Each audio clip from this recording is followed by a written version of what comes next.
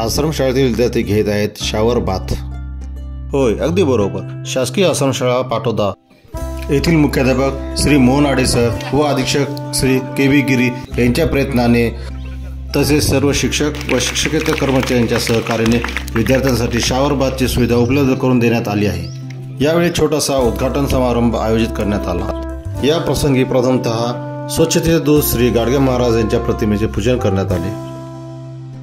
या प्रसंगी मुख्याध्यापक आदरणीय श्री मोहन आडे सर, ज्येष्ठ शिक्षक आदरणीय तुमराम सर व आदरणीय केंद्र सर यांनी विद्यार्थ्यांमध्ये स्वच्छतेच्या सवयी रुजवण्यासाठी मार्गदर्शन केले।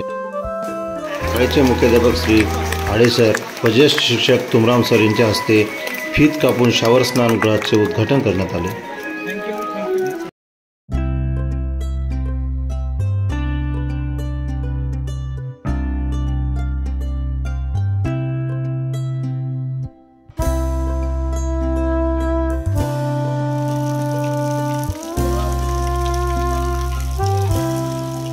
आश्रमशाळेतील विद्यार्थ्यांना पहिल्यांदाच शावरखाली स्नान करायला भेटल्यामुळे खूप आनंदी दिसून येत आहे।